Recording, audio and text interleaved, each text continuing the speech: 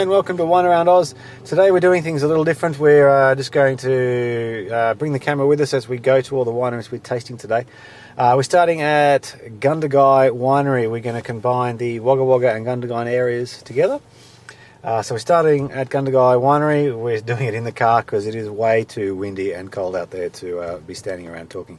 So we're going to head in there and see what they've come up with. Oh, there's a track winding back to an old-fashioned shack along the road to Gundagai, where the gum trees are growing and the Murrumbidge's flowing beneath the sunny sky. There's my mother. Okay, so that's the Gundagai Winery. My preferred wine there was definitely the Shiraz. I thought it was very well balanced, nice long flavours, beautiful nose, smelt great.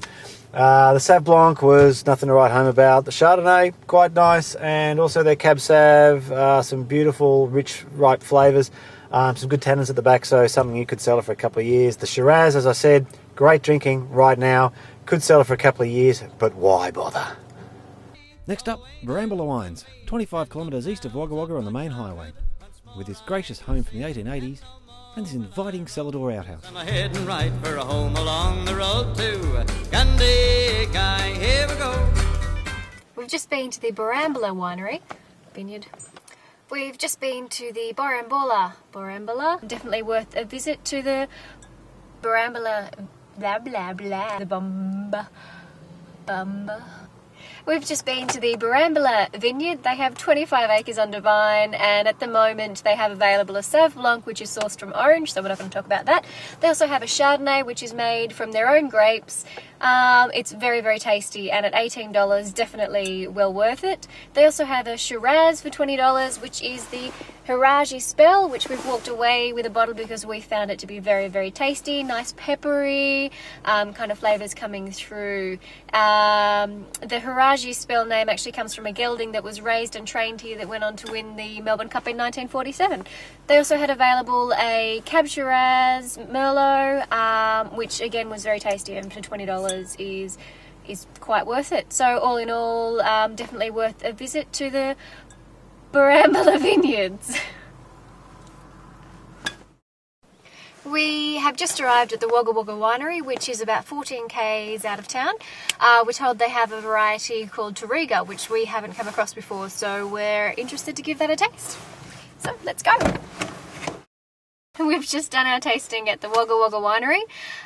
We've tried a Chardonnay, which is locally grown, unoaked, nothing to write home about really. A Hilsey Red, again, not really my cup of tea. It had some very strong flavours, but I didn't enjoy them at all.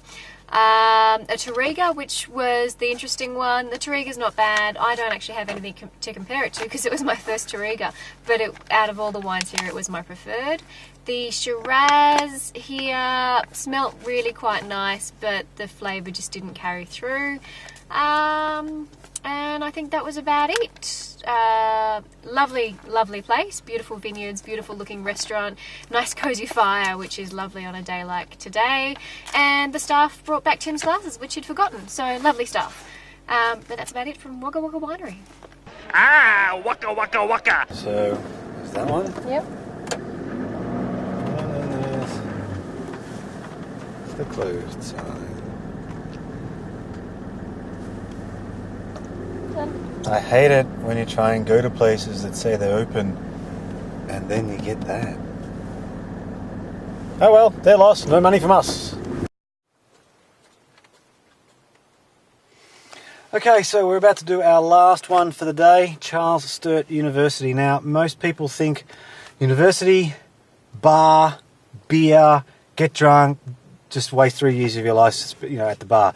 This particular university decided to take it one step further and build its own winery. We're not sure what the wines here are going to be like. This is an agricultural kind of university, so that's why they put the winery in, because this is where they teach wine and viticulture to the students, who I'm sure probably consume most of the content of what they produce. But we're going to rock on in there and see what they can come up with.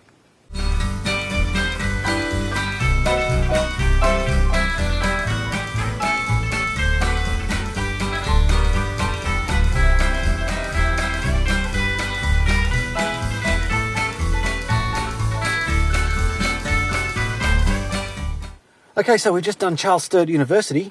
Wine tastings there, quite extensive range. They go from a sparkling white all the way through the whites and all the way back out to a sparkling red and everything in between. They source their fruit not just from here, in fact, rarely from here in the Wagga Wagga area. They get it from young, Tumbarumba, orange as well as what they produce here. As I said, pretty extensive. Personally, I didn't think too many of them were particularly complex, but it's probably reflected by their price list. Most of their wines are $14 to $15. So once you start talking $14 to $15 for their wines, then now you're starting talking value for money. The Shiraz had probably the best sort of stuff going on for the $14.30 that it costs. They also have a reserve. It was a 2004 limited reserve Cab Sav Merlot. $19.80, so $20. Top end of things, like personally I think it should still be a couple of dollars less for that particular one, but the length to it was quite long. It was the last one we tasted and it was still going on the mouth by the time we got back in the car. Mind you, even though it's starting to look sunny out there, it is still crappy weather. But I've got to tell you, this campus is huge. So if you're going to come here and you've got a specific time frame, make sure you get here like 10 minutes earlier than you think, because this is the biggest campus in the world. I mean, mind you, it does include things like that as part of the campus, though.